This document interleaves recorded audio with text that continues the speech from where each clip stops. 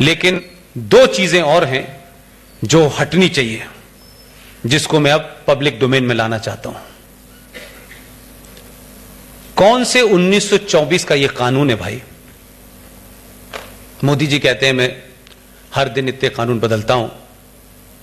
हो सकता है कि वो उस पर भी सोच रहे हो। 1924 का एक कानून चला आ रहा है हमारे यहां, और वो हमारे हिस्सा है कि जो भारत के मंदिर हैं, उन मंदिरों पे जो चढ़ावा आता है वो सरकार लेती है। कुछ मंदिरों का 100% लेती है और कुछ परसेंट वहां के जो काम काज देखते हैं उनको दे देती है। लेकिन यह कानून सिर्फ हमारे लिए है। मस्जिद में तो कुछ होता ही नहीं, चढ़ावा कौन करने आ रहा है? वहां तो कुछ और ही होता काम। जो काम रुकवा दिया मोदी ने वहां तो वो काम हो रहा था। तो मजारों का, गुरुद्वारों का, इन सब जगह का पैसा सरकार नहीं लेगी।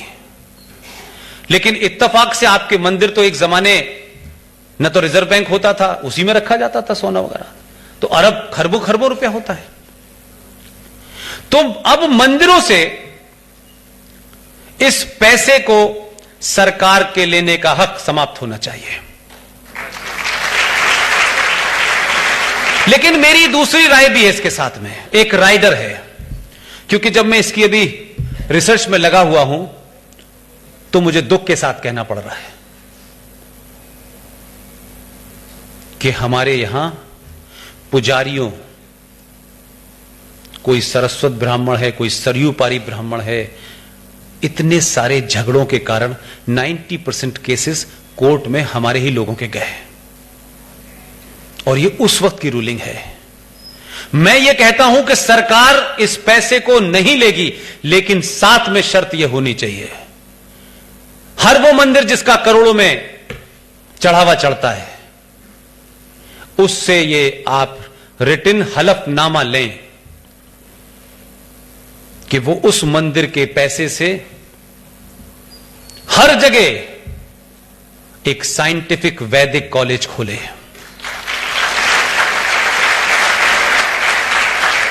और ये इसलिए नहीं कि कोई भारत को हिंदू राष्ट्र बनाना, नहीं नहीं नहीं, नहीं ना। जिस साइंस पे दुनिया गर्व करती थी, उन वैदिक जो चीजें हैं उनको ला करके साइंटिफिक तरीके से उसको पढ़ाया जाए।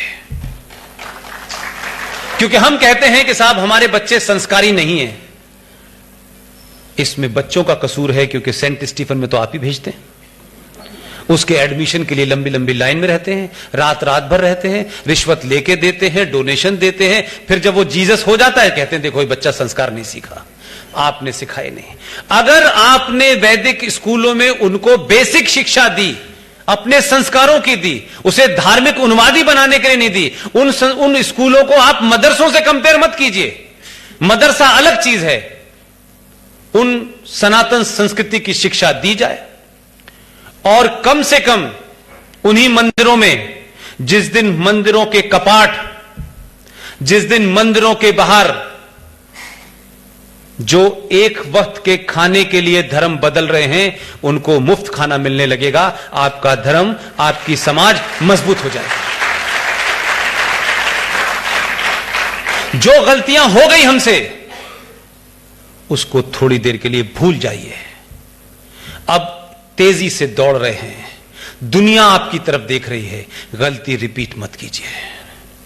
बार बार ये रफीक भाई के घर जाकर के ईद खाने का, जो हसेवैया खाने का जो शौक है आपको, और कमाल है जो सब कुछ आपके साथ कर रहे हैं, जो आपने 1000 साल तक हमारी मां बहनों के साथ किया गया है, आप उनसे 3 बार झुक झुक के ईद मिलते हैं, सेवैया खाने भी जाते हैं। जाइए, मेरा इतना सा सजेशन है, अच्छा लगे तो करिए। क्योंकि मैं कह रहा हूं कि राष्ट्र खतरे में है, मैं इसलिए शायद इन्फेसिस कर रहा हूं। सत्तावत्ताओं से मुझे कोई इंटरेस्ट नहीं है। रफीक भाई के घर की सेवैयां खाइए, 3 बार गले भी मिलिए, लेकिन हफ्ते में 1 दिन दलित के घर का पानी भी पीजिए। आप सोचिए कि आप कहां से निकल के आए हैं, कितनी मुश्किलों से आपको एक होप जगी है। इसलिए मैंने अपनी स्पीच में पहली बार पहला शब्द इस्तेमाल किया कि 370 और 35A की व्याख्या होती रहेगी, ये हुआ वो हुआ, कोई पटेल कहेगा। मैं अभी भी कहता हूं, जो लोग डरे हुए हैं, जो मुल्क कांप रहा है, जो 35 करोड़ खामोशी में आ गए हैं, रोजे के मोड में चले गए हैं, इसलिए चले गए हैं, उनको इस बात की उम्मीद नहीं थी कि एक कायर कम्युनिटी का आदमी, जिनको हमने इतने लंबे सख्त गुलाम बनाया था, ये आएगा और जो हमने इस्लामिक स्टेट खड़ी की थी संवैधानिक तौर पे,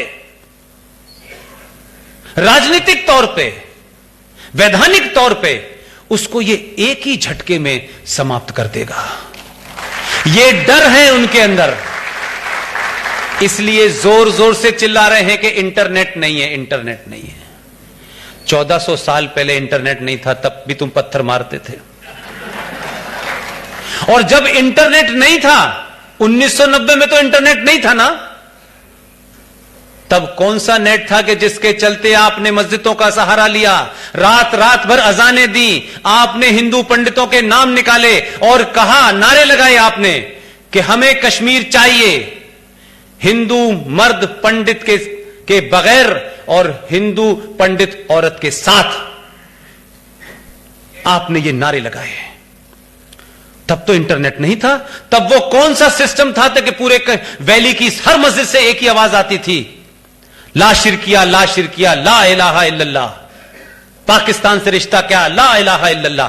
तब ये कौन सा इंटरनेट था भाई?